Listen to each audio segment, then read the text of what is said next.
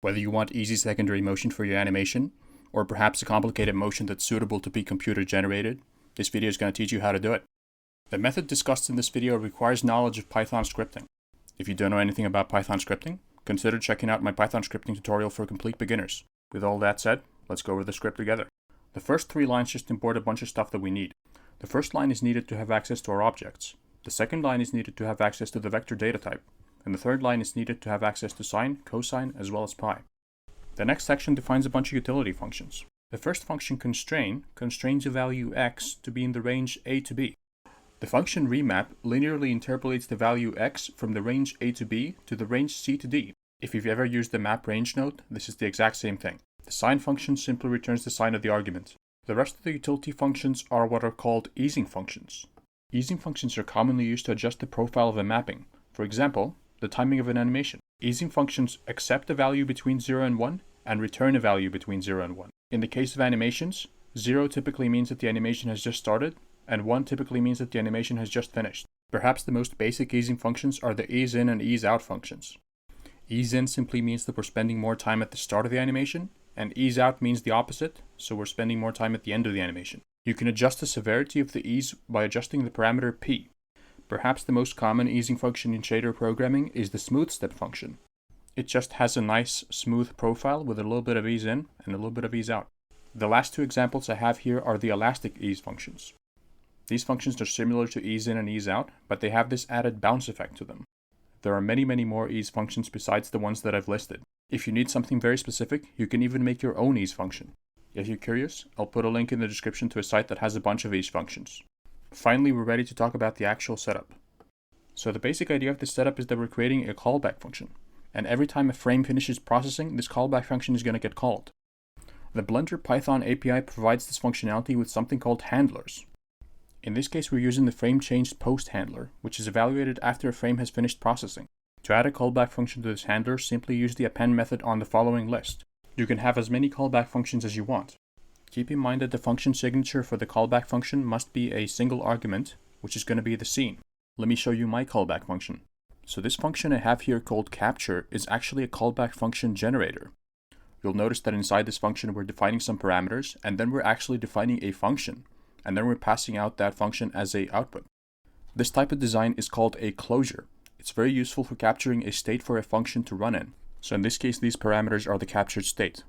In this case, you'll notice that on line 37 and 38, we're capturing the location and the rotation of a target bone. This is going to be the rest position for our animation. In other words, the animation will happen relative to this rest position and rest rotation. Finally, let's look at the actual callback function. Remember, this is the function that's going to get called every frame.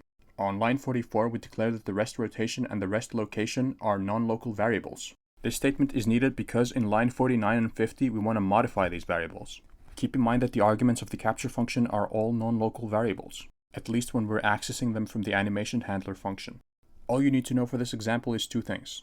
The captured variables inside a closure are considered non-local inside the inner function. And if you want to modify any of these non-local variables, then you need to declare them as non-local. If you're curious to learn more, look up Python scope. On lines 46 and 47, we define a fade in and a fade out factor. Unsurprisingly, this is going to allow us to fade in and fade out our animation. On lines 49 and 50, we're fading in the rest location and the rest rotation. In particular, we're linearly interpolating the rest location and the rest rotation with a 0 rotation and a 0 location respectively. To explain why we're doing this, let me give you an example. Let's say we have 2 animations, animation A and animation B. These animations were made relative to the rest position of the armature, which is 0 rotation and 0 location. Now let's say we have a handler driving animation A and we want to switch to animation B. So let's say on frame 10, with animation A mid-animation, we remove the handler and we add a new handler driving the animation B. When we create the new handler that's going to drive animation B, the rest location and the rest rotation for this animation are going to be given by whatever rotation and location animation A had at frame 10. This means that animation B is going to happen relative to whatever location and rotation animation A had at frame 10. Now if that's what we wanted, there's no problem. But I think the more common scenario is that we want to play animation B relative to the rest position of the armature. Okay, so why don't we just set the rest position to be the rest position of the armature? What do you think will happen then? What will happen is that there's going to be a discontinuity in the animation. To avoid this discontinuity, we need to fade in both animation B as well as the transition of the rest position to the armature rest position. Hope that all makes sense. On lines 52 and 53, we reference the location and the rotation of the source bone. This is the bone that's going to drive the animation. Keep in mind, you can have as many source bones and as many target bones as you want. For this example, I'm just showing you the most basic scenario. On line 56, we're remapping the x-coordinate of the source location to the range -1, 1. This is going to be the factor that's going to drive our animation. I've chosen the x-coordinate to be the driving property here, but you can choose any property, or any combination of properties for that matter. One quick thing I want to mention is why I actually chose the range -1 to 1. Previously I said that the usual range is 0 to 1, and this is true, but in this case I'm thinking of the range as being composed of two ranges, one from -1 to 0 and one from 0 to 1. This is because typically we want things to be relative to the 0 location and the 0 rotation. For example, let's say we were driving the swing of the hips and we wanted to ease in that motion. Well, we probably don't want to ease in relative to the most negative rotation of the hips, right? But of course this is completely up to you, I'm just showing you how I do things. At this point, let's quickly go back and go over the arguments of the capture function, because they're going to be relevant here. So the first two are fairly self-explanatory, as are the third and the fourth. They just determine how long the fade in and fade out are going to take. The last 6 arguments is what I wanted to talk about. All of these arguments determine the mapping ranges for either the source bone or the target bone. For example, V1 is the minimum allowed value of the source driving property, and V2 is of course the maximum. Similarly, R low and R high are the minimum and maximum rotations for the target bone. So what this means is that when the factor at line 56 is 1, the rotation of the target bone is going to be set to R high relative to the rest position. I hope that was a sufficient explanation. Leave a comment if something was still unclear. Let's get back to this -1 to 1 range. On line 58 I have an example of how you can split the range into 2 sub-ranges and apply an ease function to each of them. In this case we're applying a symmetric ease in and converting back to the -1 to 1 range. By the way, one thing I forgot to mention is that line 56 probably only makes sense if V2 is equal to -V1. This is because otherwise a factor of 0 will not correspond to a 0 rotation and location. Here's another expression you can use if V2 is not equal to -V1. Okay, let's keep going. On lines 60 to 66 we calculate the rotations and the locations of the target bone. This is done by linearly interpolating between the minimum and the maximum value, and also taking into account the fade in and fade out. Lines 68 to 70 define the rotation matrices that we're going to use to rotate the target bone. If you don't know what a matrix is and how they work, it's a little bit too much of a tangent to go into here right now, but I think I will probably cover it in a future Python scripting tutorial. All you really need to know right now is that the rotation matrix defines a rotation along the cardinal axes. On line 73 to 75 we apply the rotation matrices on a copy of the rest rotation.